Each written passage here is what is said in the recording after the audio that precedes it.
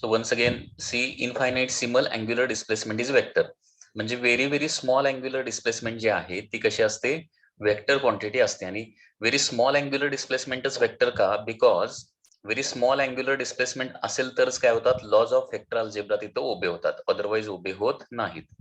आणि large angular डिस्प्लेसमेंटला laws of vector algebra उभे होत नाहीत, आणि म्हणून finite angular displacement is a scalar quantity. Okay, now the formula for angular displacement. तर अँग्युलर डिस्प्लेसमेंटचा फॉर्म्युला ही डायग्राम जर बघितली तर theta is the angular displacement ना, R is the radius of the circular motion and S is the arc length. Suppose P to Q हे काय आहे, डिस्टन्स आहे किंवा आर्क लेंथ आहे. तर मॅथमॅटिक्स मध्ये हा फॉर्म्युला आहे, angular displacement theta is equal to, that is angle in radian is equal to काय असतं, arc length divided by radius ना, arc length divided by radius. theta is equal to arc length divided by radius. So theta is equal to काय येणार आहे, s by r. So this is the formula for angular displacement.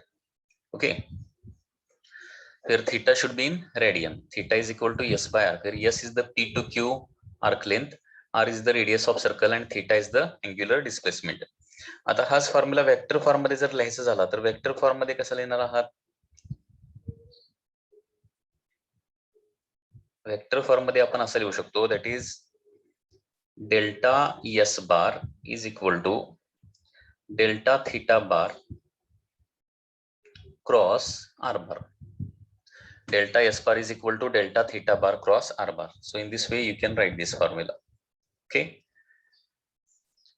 So this is the relation between linear and angular displacement असं पण आपण म्हणू शकतो. This is the relation between linear and angular displacement. Okay.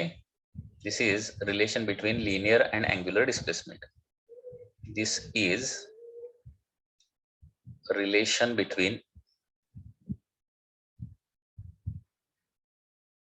linear and angular displacement. Linear and angular displacement. Okay.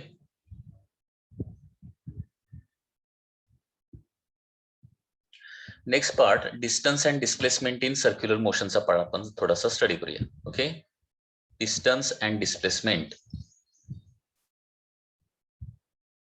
Distance and displacement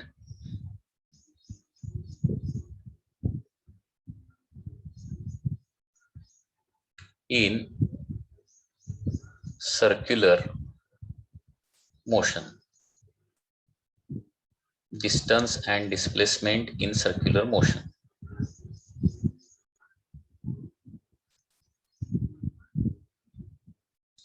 okay, आता distance आणि displacement circular motion मध्ये कसं येणार लक्षात घ्या. Okay, suppose this is a circular motion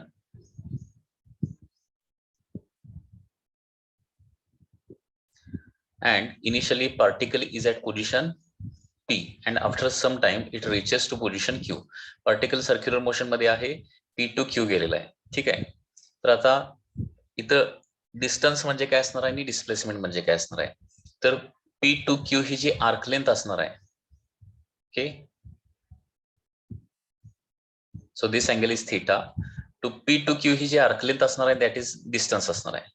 so distance किती असणार आहे, distance is equal to arc length. Okay, आणि आर्क लेंथचा फॉर्म्युला काय असतो, that is R into theta if theta is in radian. म्हणजे रेडियसनं काय करायचं, अँगलला मल्टिप्लाय केलं, अँग्युलर डिस्प्लेसमेंटला मल्टिप्लाय केलं की तुम्हाला काय मिळणार आहे, डिस्टन्स मिळणार आहे. So distance in circular motion is always equal to काय असणार आहे, आर्क लेंथ असणार आहे. आणि मग डिस्प्लेसमेंट काय असतं, डिस्प्लेसमेंट म्हणजे काय असतं, straight line length between initial and final position. Okay, लक्षात येते का बघा. तर हे जे असणार आहे ते तुमचं काय असणार आहे, डिस्टन्स असणार आहे, डिस्टन्स. आणि ही स्ट्रेट लाईन लेंथ म्हणजे काय असणार आहे, तुमची डिस्प्लेसमेंट असणार आहे, डिस्प्लेसमेंट. ओके, तर डिस्प्लेसमेंटचा फॉर्म्युला काय येणार इथं आता, displacement displacement is equal to काय असणार आहे, कॉर्ड लेंथ असणार आहे. Displacement is equal to chord length. Distance is equal to arc length असतं, तर डिस्प्लेसमेंट इज इक्वल टू काय असणार आहे, कॉर्ड लेंथ असणार आहे. Okay, chord length that is PQ. आता कॉर्ड लेंथचा फॉर्म्युला माहिती असेल तुम्हाला, that is 2r sin θ/2. Chord लेंथचा फॉर्म्युला काय असतो, कुठल्याही सर्कलमध्ये सर्कलवरचे 2 पॉईंट आपण जर घेतले, त्या 2 पॉईंट मध्ये सेंटरला अँगल थीटा होत असेल, ओके, तर कॉर्ड लेंथ किती येते, म्हणजे straight line length between 2 points, म्हणजे याला कॉर्ड असं म्हणतो, माहिती आहे ना. तर त्या कॉर्डची लेंथ जी आहे ती किती येणार आहे, 2r sin θ/2. ओके, याचे काही क्वेश्चन्स बघूया म्हणजे तुम्हाला लक्षात येईल.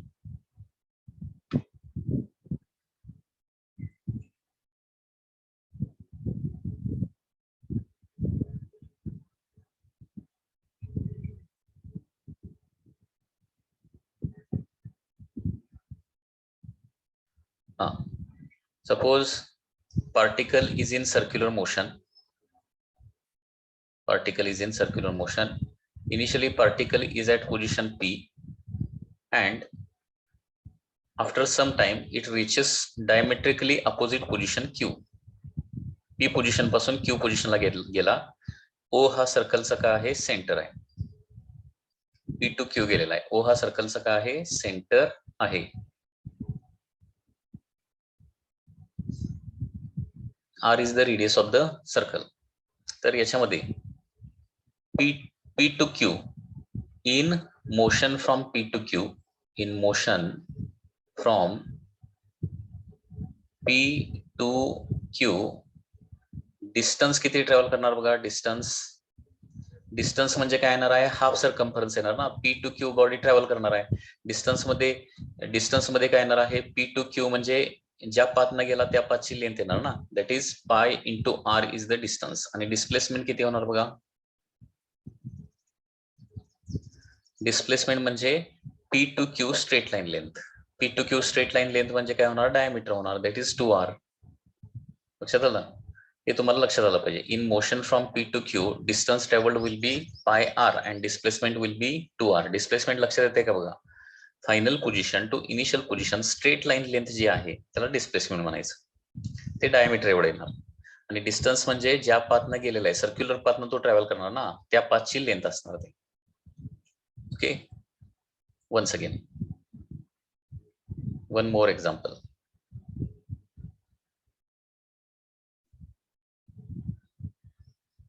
Suppose particle moves from position P to position Q like this.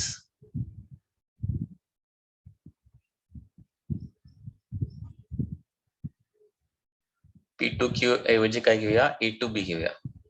A to B, A to B. R is the radius of circle. तर या मोशन मध्ये डिस्टन्स किती येणार बघा आणि डिस्प्लेसमेंट किती होणार बघा. इन मोशन फ्रॉम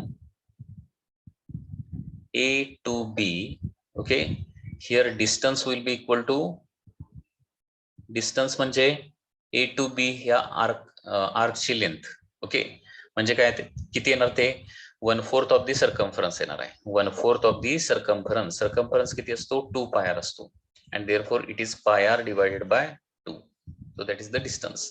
आणि डिस्प्लेसमेंट किती येणार बघा. डिस्प्लेसमेंट म्हणजे स्ट्रेट लाईन लेंथ येणार ना.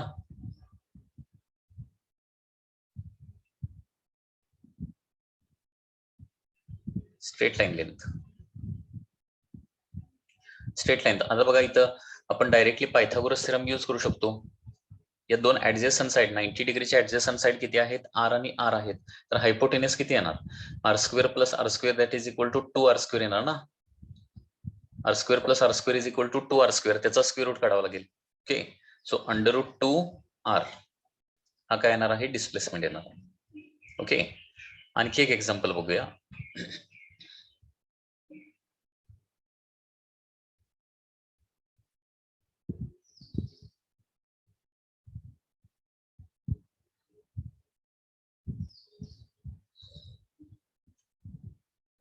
Suppose particle is initially at position A and finally it reaches position B.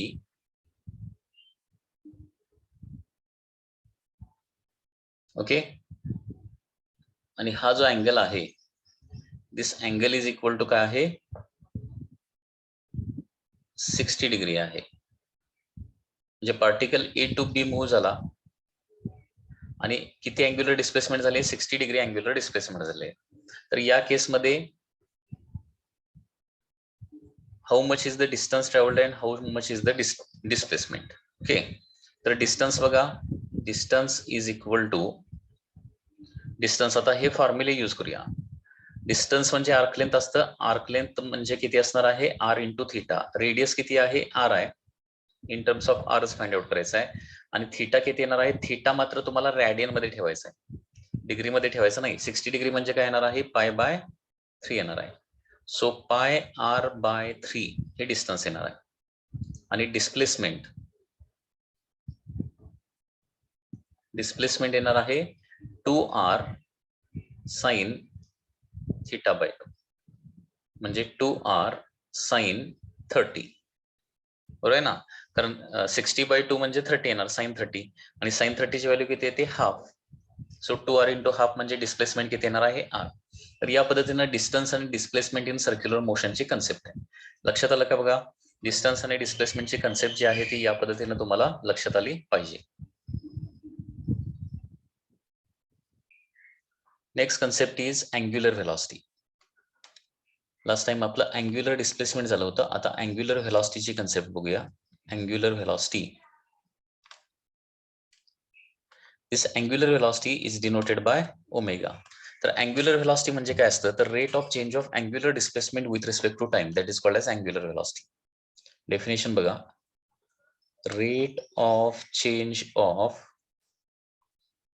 rate of change of angular displacement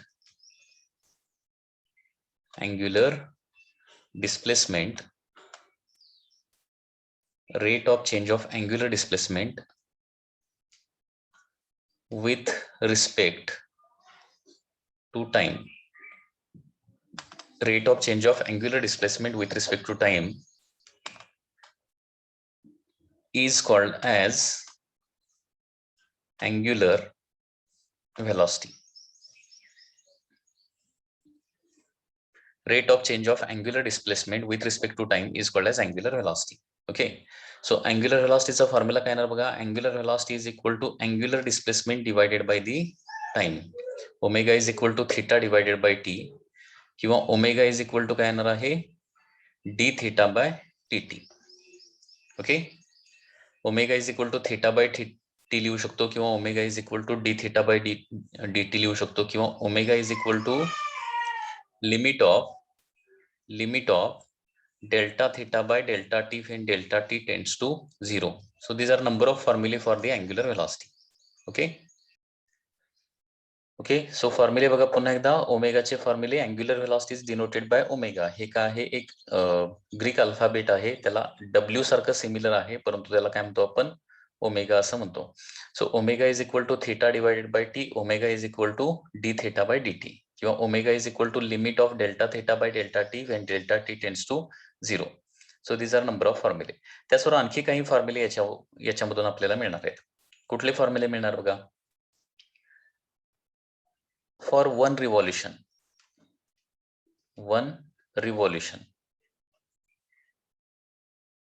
okay, one revolution जर आपण कन्सिडर केलं तर एका रिव्हॉल्युशन मध्ये अँग्युलर डिस्प्लेसमेंट काय होणार आहे, 2 पाय रेडियन एवढे होणार. एका रिव्हॉल्युशन मध्ये, एक रिव्हॉल्युशन म्हणजे 360 डिग्री ना, आणि 360 डिग्री म्हणजे 2 पाय रेडियन. सो एक रिव्हॉल्युशन आपण जर कन्सिडर केलं तर theta is equal to 2 pi radian, आणि एका रिव्हॉल्युशनचा जो टाइम असतो ना त्याला काय म्हणतो आपण, कॅपिटल टी. कॅपिटल टी म्हणजे काय, टाइम पिरियड. टाइम पिरियडची कन्सेप्ट आपण पुढे देखील अजून बघणार आहे. Time required to complete one revolution. आता सध्या लक्षात ठेवा, टाइम पिरियड म्हणजे काय, time required to complete one revolution is called as time period. Okay, so T is equal to capital T, and therefore angular velocity is given by formula theta divided by t ना. So theta किती येणार आहे, 2 पाय. हे one revolution साठी आपण calculate करायला लागलो, लक्षात घ्या. So omega is equal to theta म्हणजे काय येणार आहे, 2 पाय डिवायडेड बाय टाइम किती येणार आहे, capital T. So angular velocity is given by formula 2 pi by capital T.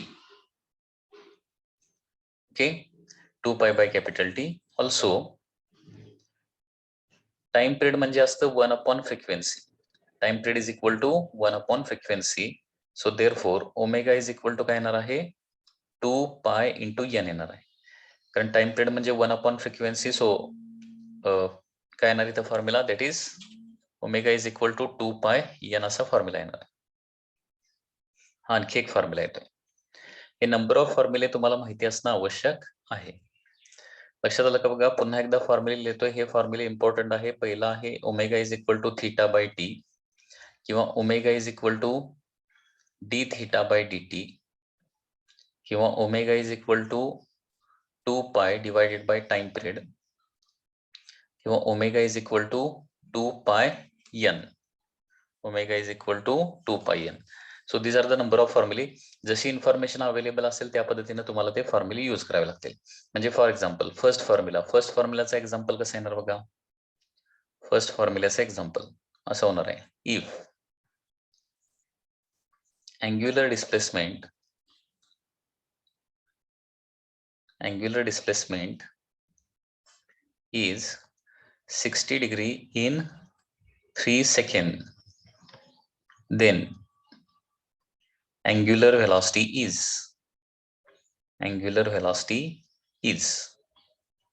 Okay. तर फर्स्ट फॉर्म्युला कधी यूज करणार आहे जर थीटा आणि टी दिलेला असेल तर इथं थीटा किती येणार आहे 60 डिग्री. परंतु एक महत्वाची गोष्ट याच्यामध्ये काय करायचं आहे थीटा जो आहे तो रेडियन मध्ये प्लेस करायचा आहे. 60 डिग्री म्हणजे काय येणार आहे पाय बाय 3 रेडियन येणार आहे. So therefore angular velocity omega is equal to theta divided by T म्हणजेच काय होणार आहे pi by 3 divided by time किती 3 second.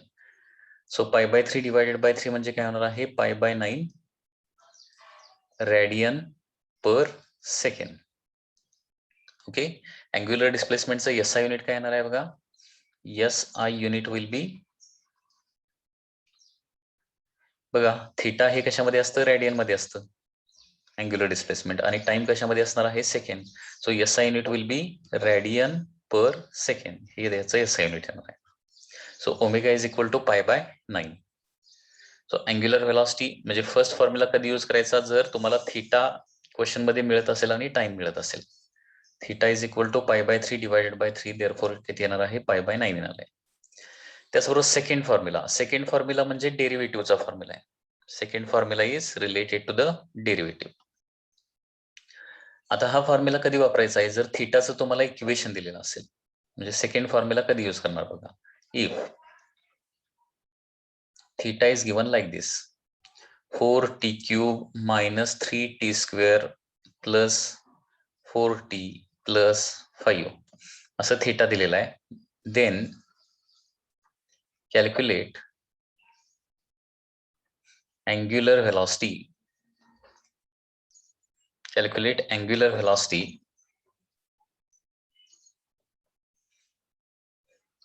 at time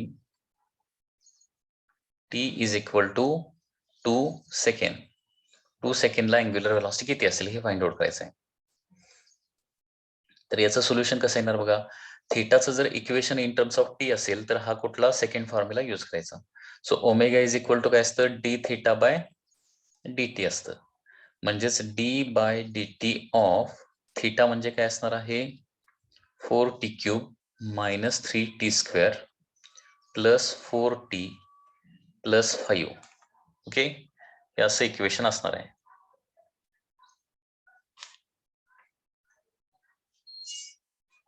so omega is equal to काय होणार बघा 4t क्यूबचं डेरिव्हेटिव्ह 4t क्यूबचं डेरिव्हेटिव्ह काय येणार बघा. डेरिव्हेटिव्ह कसं काढायचं असतं 3 न 4 ला मल्टिप्लाय करायचं आणि पॉवर 1 न कमी करायची. 4 3 are 12 into t raise to 2. Okay. Just a minute. हा नेक्स्ट डेरिव्हेटिव्ह काय येणार बघा minus 3 into 2 that is 6 and t raise to 2 minus 1 that is 1 येणार आहे. प्लस 4tचा डेरिव्हेटिव्ह इथं टी ची पॉवर नाही म्हणजे किती असते 1 असते. 4 इंटू 1 म्हणजे किती होणार 4 and t raise to 1 minus 1 म्हणजे टी रेस टू 0 होणार दॅट इज 1 आणि 5चं डेरिव्हेटिव्ह काय येणार आहे 0. Okay. So this is the angular velocity. Derivative काढायचं माहिती आहे ना. हे बघा तुम्हाला सांगतो 5t⁶ डेरिव्हेटिव्ह काय कसं काढायचं बघा. 6 न 5 ला मल्टिप्लाय करायचं. किती होणार? 6 × 5 म्हणजे 30. आणि टी ची पॉवर काय करायची? 1 न कमी करायची. 6 असेल तर 5, 5 असेल तर 4, 4 असेल तर 3 अँड सो ऑन. लक्षात आलं का बघा?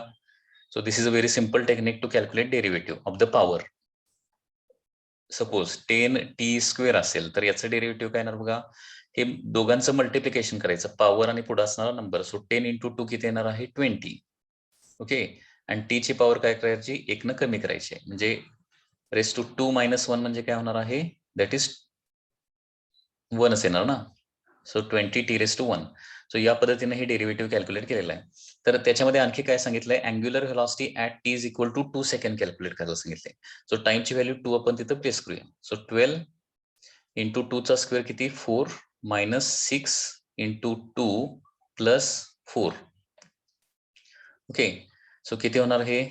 48 - 12 + 4 म्हणजे किती होणार बघा. दॅट इज 48 + 4 12 -12 + 4 म्हणजे किती होणार? -8. सो 40 - 8 म्हणजे किती होणार आहे? 40 radian per second. So in this way you can calculate the angular velocity.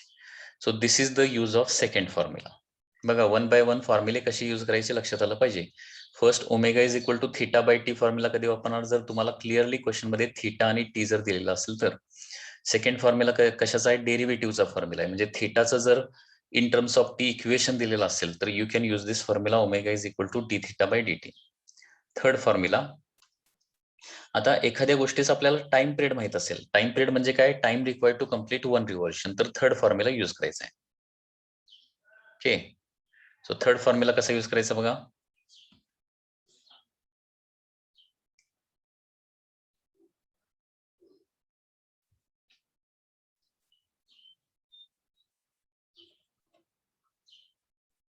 Third formula, if time period of circular motion is time period of circular motion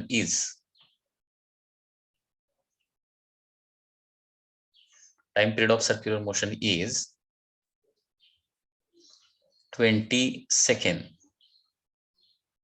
Calculate angular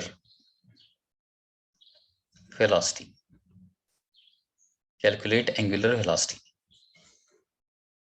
Omega is equal to. आता इथं given काय बघा. Given काय आहे? Time period दिलेला आहे. म्हणजे ज्या मोशन मध्ये टाइम पिरियड तुम्हाला दिलेला असेल म्हणजे एक रिव्हॉल्यूशन कंप्लीट करायला लागणारा time. Okay. If this time is given as 20 second. So omega is equal to formula काय येणार आहे? 2π divided by capital T. So 2π divided by 20. So 2π/20 म्हणजे काय येणार आहे? π/10 radian per second. Very simple. म्हणजे जिथं जिथं टाइम पिरियड माहिती आहे आपल्याला तिथं तिथं तुम्ही काय करू शकताय? 2π/t हा फॉर्म्युला यूज करू शकताय. आणखी एक याचं जर एक्झाम्पल घ्यायचं झालं.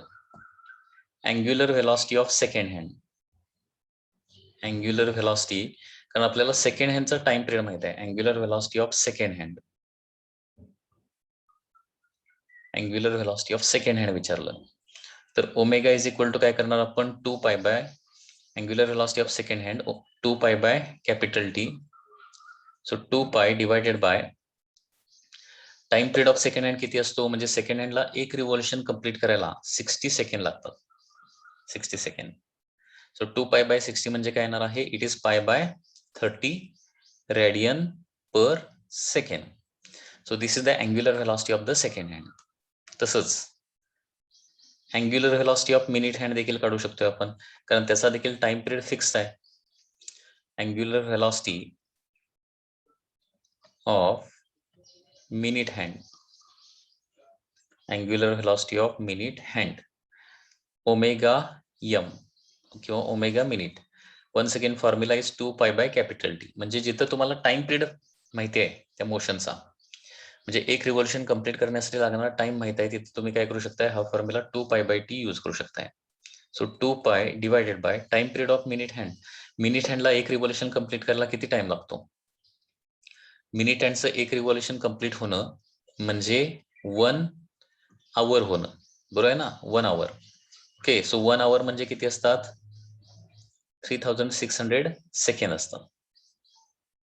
ओके, सो देअरफॉर काय होणार आहे? It is pi by 1800 radian per second. So this is the angular velocity of the minute hand. Similarly, angular velocity of hour hand पण कॅल्क्युलेट करूया आणि अर्थ पण कॅल्क्युलेट करूया.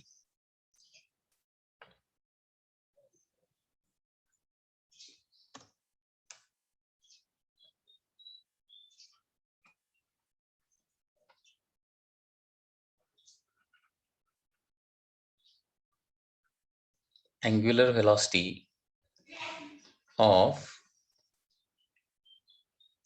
hour hand. तर angular velocity of hour hand काढण्यासाठी angular velocity of HR omega HR is equal to काय येणार आहे? 2 pi by time period. So therefore 2 pi bye, आता अवर हँडचं तास काटा ज्यावेळी एक रिव्हॉल्युशन कंप्लीट करणार त्यावेळी किती वेळ झालेला असणार आहे? 12 आवर्स झालेला असणार आहे. ओके, 2 पाय बाय 12 आवर्स किंवा 2 पाय डिवायडेड बाय 12 आवर म्हणजे 1 आवर म्हणजे किती असतं? 3600. So it is 2 pi divided bye किती होणार? 43,200 सेकंड होतील. Okay,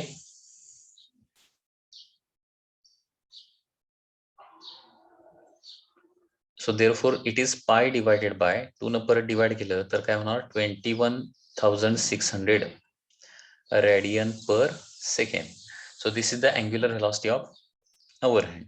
similarly angular velocity of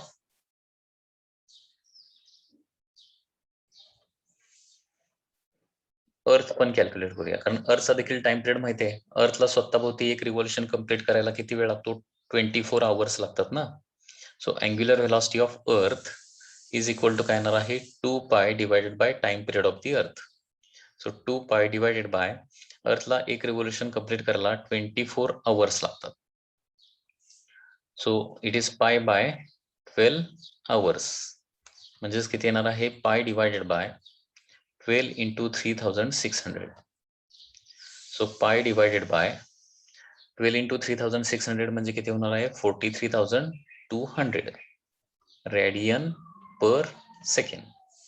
okay, so या पद्धतीने टाइम पिरियडचा फॉर्म्युला तुम्ही यूज करू शकता. म्हणजे बघा, अँग्युलर व्हेलॉसिटी कशी कॅल्क्युलेट करायची हे तुम्हाला लक्षात आलं पाहिजे. ओके,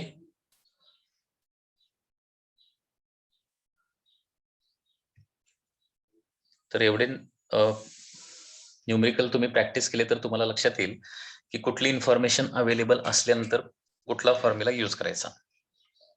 ओके, त्याच्यानंतर आता फ्रिक्वेन्सी आपल्याला माहिती असेल तर अँग्युलर व्हेलॉसिटी कशी काढायची? म्हणजे बघा, पुन्हा एकदा ओमेगाचे फॉर्म्युले.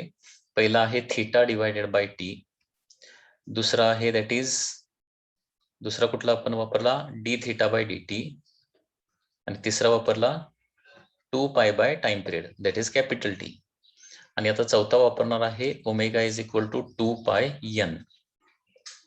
ओके, फर्स्ट फॉर्म्युला कधी यूज करायचा? जर तुम्हाला अँग्युलर डिस्प्लेसमेंट आणि टाइम माहित असेल तर. सेकंड फॉर्म्युला कधी वापरायचा आहे? जर थीटाचं इक्वेशन माहिती असेल तर. थर्ड फॉर्म्युला कधी वापरायचा? आपल्याला त्या मोशनचा टाइम पिरियड माहिती असेल तर. आणि आता फोर्थ फॉर्म्युला फ्रिक्वेन्सी माहिती असेल तर. एन म्हणजे काय असतं या ठिकाणी? फ्रिक्वेन्सी असतं. ओके, आता ही फ्रिक्वेन्सी म्हणजे काय असतं? तर number of रिव्हॉल्युशन्स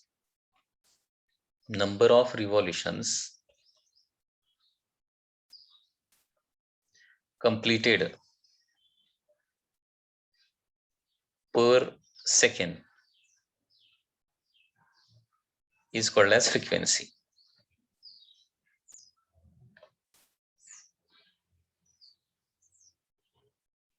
Is called as frequency. Number of revolutions completed per second is called as frequency. Number of revolutions completed per second is called as frequency.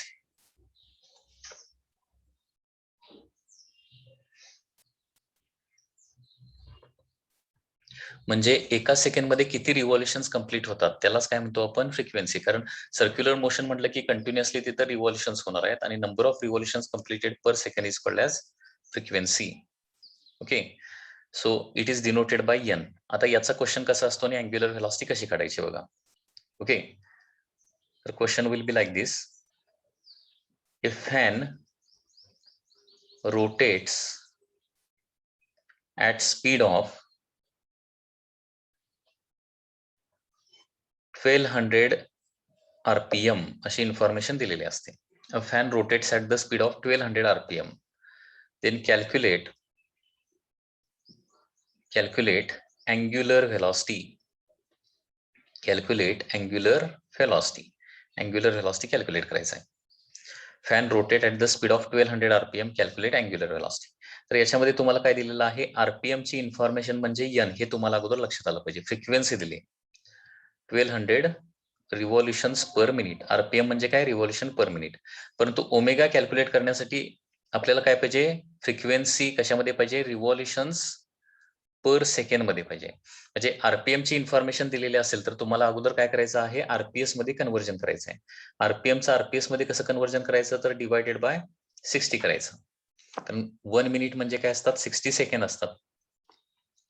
1 minute is equal to 60 second. So आरपीएमचं RPS मध्ये अगोदर conversion करायचं आणि आरपीएमचं RPS मध्ये conversion करण्यासाठी 60 न divide करायचं. सो 0 0 cancel. So this is 20 RPS, 20 revolutions per second. हे एन झालं. And therefore now angular velocity omega is equal to काय होणार आहे, 2 pi N. So 2 pi into काय होणार आहे, एन ची व्हॅल्यू 20. सो आन्सर काय येणार आहे, 20 इंटू 2 म्हणजे काय येणार आहे, 40 पाय. हे फर्दर जर सॉल्व्ह करायचं झालं तर 40 इंटू पायची value 3.14. Okay, 125.6 radian per second. Okay, so this is the angular velocity. लक्षात आलं का, फ्रिक्वेन्सी वरून अँग्युलर व्हेलॉसिटी कसं कॅल्क्युलेट करायचं हे लक्षात आलं का बघा. आणखी एक एक्झाम्पल घेऊया. For example, suppose a motor rotates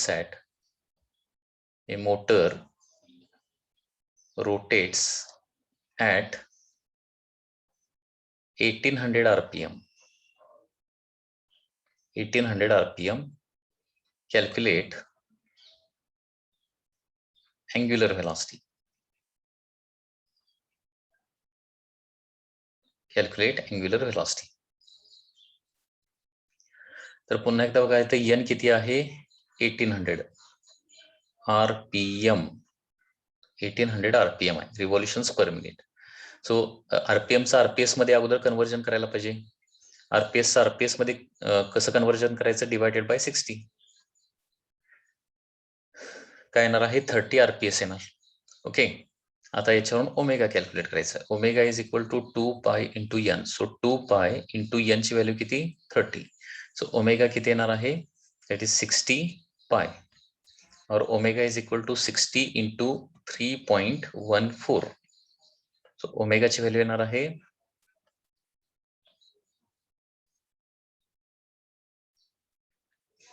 188.4 radian per second. Okay, तर या पद्धतीने अँग्युलर व्हेलॉसिटीचे डिफरंट फॉर्म्युले कसे यूज करायचे हे तुम्हाला मी आज सांगितलेलं आहे. फिजिक्स मध्ये न्यूमरिकली तुम्ही खूप स्ट्रॉंग होणं आवश्यक आहे. तर ओमेगाचे फॉर्म्युले बघा, पहिला आहे थीटा बाय टी, दुसरा आहे D theta by D T, तिसरा आहे 2 पाय बाय टी आणि चौथा फॉर्म्युला कुठला आहे, 2 पाय एन. ओके, हे चारही फॉर्म्युले तुम्हाला अकॉर्डिंग टू इन्फॉर्मेशन यूज करता आले पाहिजे. ओके, सो पुन्हा एकदा बघा, अँग्युलर व्हेलॉसिटी म्हणजे काय असतं, angular velocity is rate of change of angular displacement with respect to time. Rate of change of angular displacement with respect to time is called as angular velocity. आणि त्याचे हे different फॉर्म्युले. Okay, आणि त्याचे काही example बघितलेले आहेत. आता angular velocity scalar quantity आहे की वेक्टर क्वांटिटी आहे आणि त्याची डायरेक्शन काय असणार आहे, तर angular velocity is a vector quantity, लक्षात घ्या. Okay,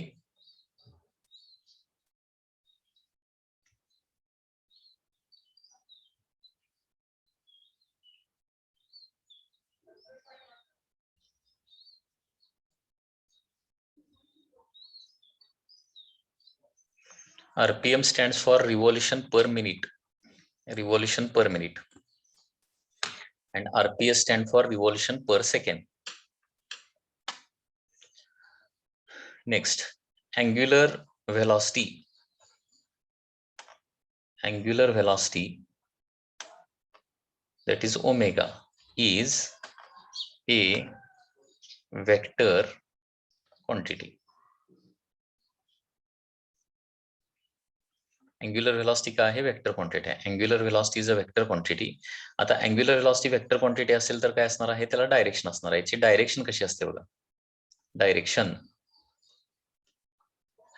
Direction of angular velocity is along the axis. Along the axis and given by right hand thumb rule. Right hand thumb rule. Okay. Angular velocity ही एक vector quantity आहे. त्याची direction असणार आहे along the axis and given by right hand thumb rule. म्हणजे for example, suppose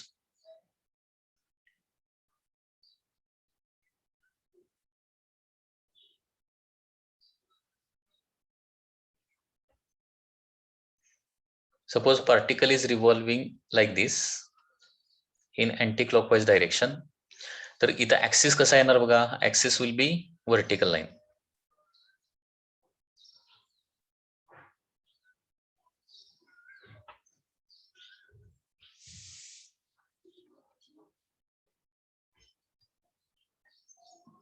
Axis will be here. This will be the axis ना. तर angular velocity direction कशी असणार आहे? along the axis and given by right hand thumb rule. म्हणजे जर right हँडचे fingers या पद्धतीने काय केले? इन सेन्स ऑफ रोटेशन आपण काय केले? कर्ल केले लाईक दिस. तर काय होणार आहे? thumb will give the direction of the angular velocity like this. Okay, so anti clockwise direction असं फिरायला लागलंय ना. सो त्याच डायरेक्शन आपण फिंगर्स काय केलेले आहेत? कर्ल केलेले आहेत. Then thumb will give the direction of the angular velocity, that is omega. जे अँग्युलर व्हेलॉसिटी डायरेक्शन कशी येणार आहे? Along the axis and it is upward येणार आहे. So this is the direction of angular velocity along the axis and given by right hand thumb rule. Okay, या पद्धतीनं angular velocity आपण direction find out करतो. लक्षात येते का बघा? सो अँग्युलर व्हेलॉसिटी डायरेक्शन क्लॉकवाइज किंवा अँटी क्लॉकवाइज म्हणायचं नाही, तर काय म्हणायचं? It is the along the axis म्हणायचं. म्हणजे अँग्युलर व्हेलॉसिटी डायरेक्शन कशी असते? Perpendicular to the plane of rotation. Perpendicular to plane of rotation म्हणजे काय? सपोज सर्कल जे आहे या पद्धतीने, तर याचा ऍक्सिस कसा असणार आहे? इनवर्ड आउटवर्ड असणार आहे. मग अँग्युलर व्हेलॉसिटी डायरेक्शन इनवर्ड असणार का आउटवर्ड असणार आहे? तर इथं आपण राईट हँड थंब रूल जर वापरला तर डायरेक्शन कशी येणार आहे? आउटवर्ड येणार आहे. Circle dot. सर्कल डॉट म्हणजे काय? आउटवर्ड. नेहमी लक्षात ठेवा, इथं दोन सिंबल आपण वापरतोय. सर्कल डॉट म्हणजे आउटवर्ड डायरेक्शन रिप्रेझेंट करण्यासाठी, आणि सर्कल क्रॉस म्हणजे काय असतं? Inward direction. ओके, तर इथं अँग्युलर व्हेलॉसिटीची डायरेक्शन आउटवर्ड येणार आहे. Okay, so this is the concept of complete angular velocity. सो अँग्युलर व्हेलॉसिटीची ही या पद्धतीने ही कम्प्लीट कन्सेप्ट आहे. लक्षात आलं का बघा?